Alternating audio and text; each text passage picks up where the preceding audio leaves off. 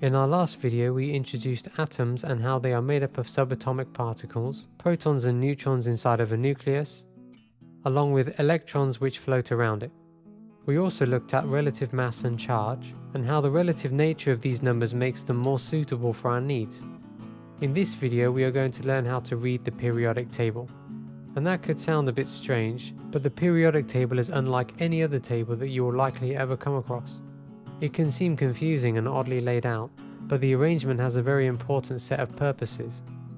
The purpose we are going to explore now is using the numbers above and below the element symbol to give the atomic number, mass number, and numbers of protons, neutrons, and electrons for absolutely any element you see here.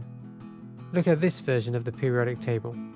It will be very similar to the table given at the back of your exam papers for any national UK GCSE exam.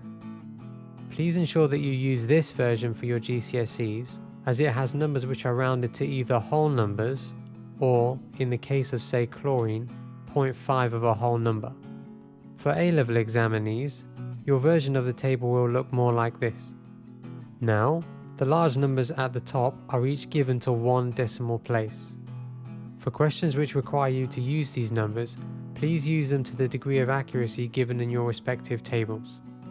The relative masses of each element can be determined to a much higher degree of accuracy, but we don't need this accuracy when all we are doing is learning how to read the table and use it to help us pass our GCSEs or A-levels. Also, please ensure that, apart from hydrogen, which has the same number above and below, the larger numbers are above each element symbol. Sometimes you can find the numbers switched, but you will have them in this configuration for your exams. So what do the numbers mean? The smaller number, ignoring hydrogen, is referred to as the atomic number. The definition for atomic number is the number of protons in the nucleus of an atom. The name is given because it determines which type of atom we are looking at, so scandium, silicon, or bromine, etc. In older textbooks, the atomic number is also given another name, the proton number. This is a helpful second name to remember just in case. Take a look at the atomic numbers in each square along the table, then down to the next period, and then along. What do you notice? Well, the number goes up by 1 each time. And this is what determines the order of the elements in the periodic table.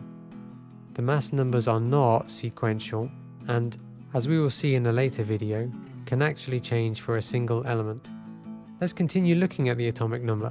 If we have an atom, it is not charged, but we know that protons have a +1 charge, so they must be balanced out by an equal number of negative charges from the electrons.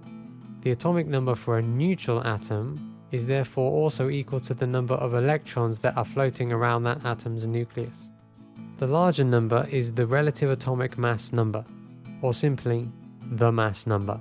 It is how much mass the element would have in comparison to 1/12 the mass of a carbon-12 atom. The mass number is made by adding all of the subatomic particles which have a significant mass together. Remember, electrons do not have a significant mass.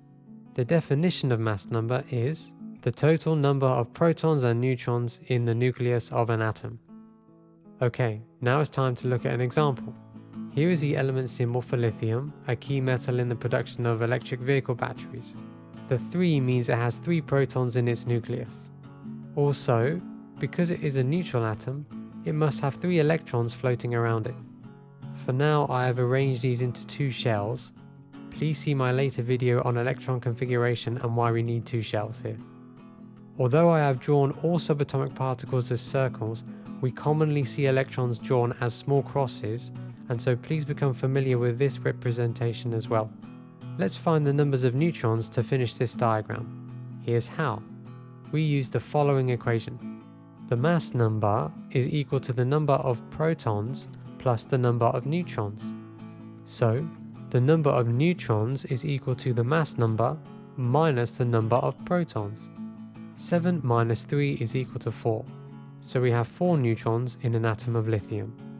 Let's try a more complex example, like this one with selenium. Selenium has an atomic number of 34, so it must have 34 protons in its nucleus. It is an atom and not an ion, so it also must have 34 electrons orbiting the nucleus. Now just the neutrons. Selenium has 79 protons and neutrons total, so 79 minus the 34 that we know must be protons leaves us with 45 neutrons. And we often see, as the size of the atom increases, more and more neutrons are required to stabilize the positive charges in the nucleus. So please do not worry if the neutron number comes out as significantly higher than the proton number. In the next video, we will take a look at why we can sometimes change the numbers of neutrons and electrons to make different species of the same element. This will lead us on also to isotopes. Thanks for watching, like and subscribe for more, and I'll see you in the next one.